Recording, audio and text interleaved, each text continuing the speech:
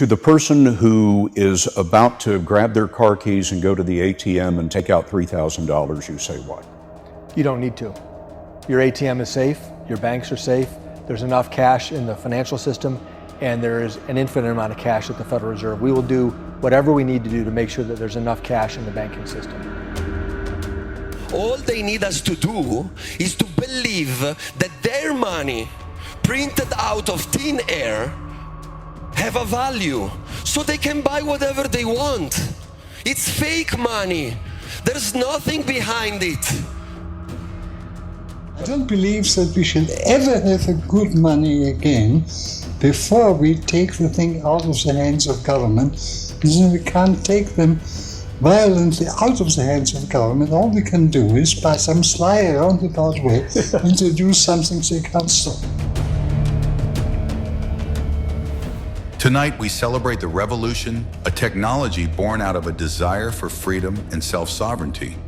It's more than just code, it's hope. Hope for a world where money is free from control, where trust is built into the system, and where people everywhere can take back control of their financial future. Look up as we light up the sky with the story of a journey that has only just begun.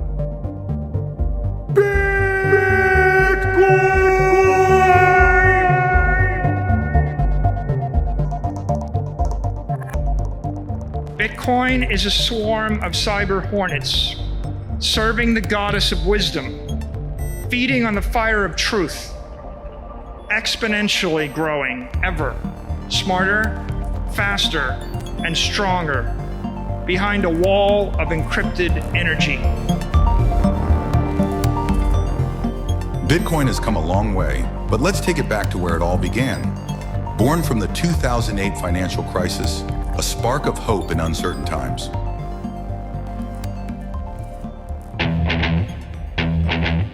In October of 2008, a paper was published called Bitcoin, and that paper explained how the system works.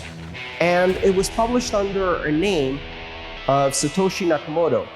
And we now know that this is not a real name. We don't know who Satoshi Nakamoto is, or they are. So somebody out there on the internet came up with an idea of how to build a digital currency, and they published the paper in October 2008. Now, they had also written a prototype software program that ran the Bitcoin software, which they launched on January 3rd, 2009. So just a few months later. And that was the beginning of the Bitcoin system. It was the beginning of the Bitcoin network. It was the beginning of the Bitcoin currency.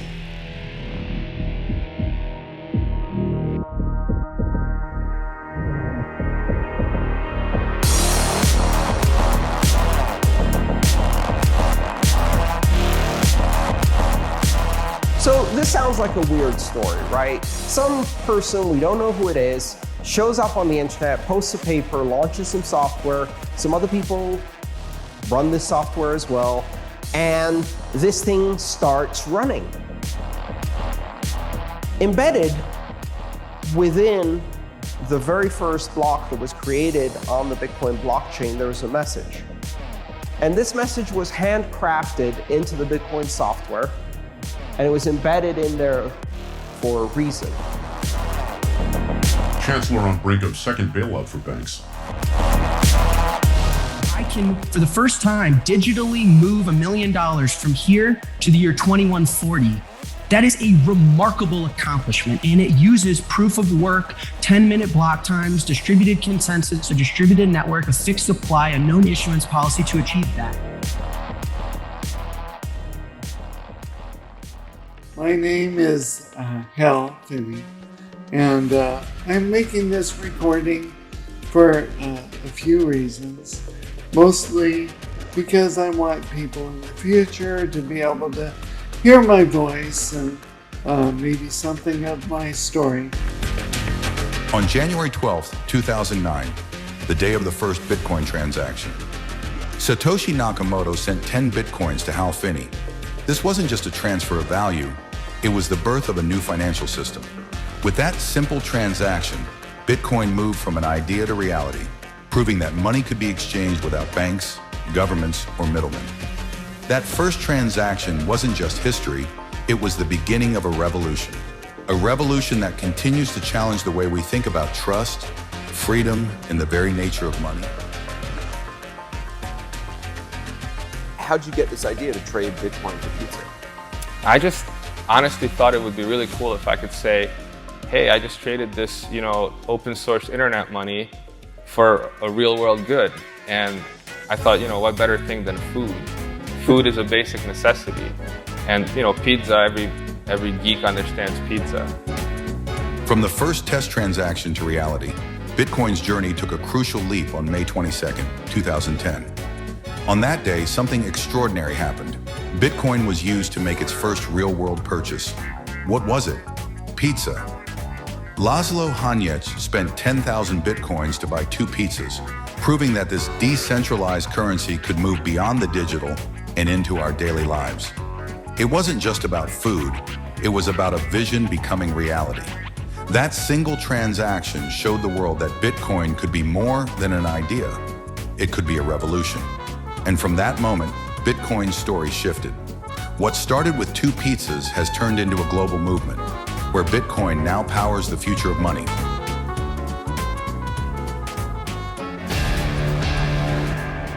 After Pizza Day, Bitcoin transformed from a curious experiment into a global phenomenon. It became a lifeline for organizations like WikiLeaks, allowing them to operate when cut off from traditional financial systems. In oppressive regimes, Bitcoin offered a way for people to escape inflation and reclaim financial sovereignty. Despite relentless attacks, both technical and political, Bitcoin endured, rising in price and adoption. Bitcoin has achieved a level of computing that no single nation state can overthrow it through computation alone. The effort to do so would require a massive covert operation of chip fabrication, then the coordinated assault that would give them dominance over the next block for 10 minutes until we kick those bastards off the network. Despite relentless attacks, both technical and political, Bitcoin endured, rising in price and adoption. Today, hundreds of millions use Bitcoin, many for whom banking was out of reach. More than just money, Bitcoin is a tool for freedom, the freedom to transact and the promise of a true global currency.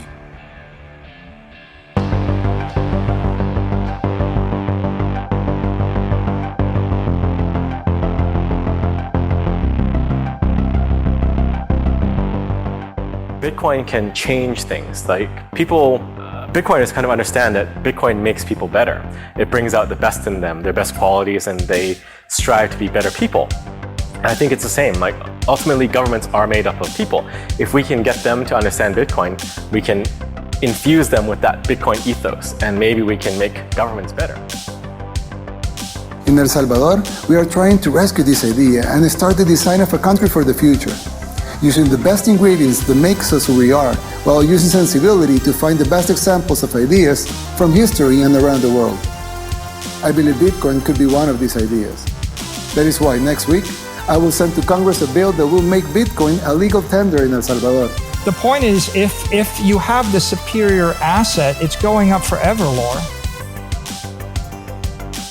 Bitcoin is the safest currency, is the most resilient currency in the world, is the only currency that is resistant to censorship, and is the only currency that is for everyone and not controlled by anyone.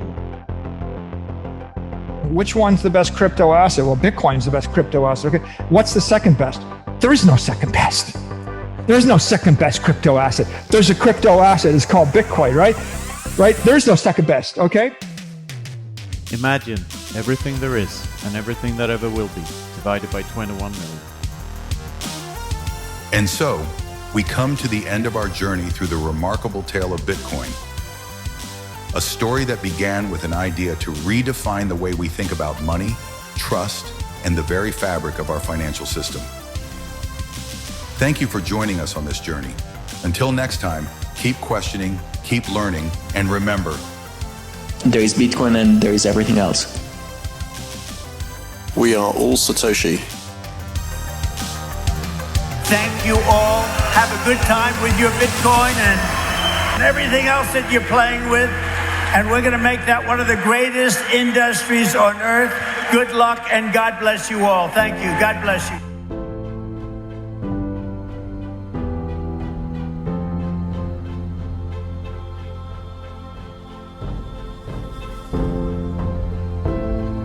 This show was brought to you by our sponsor, Cyberdrone.com.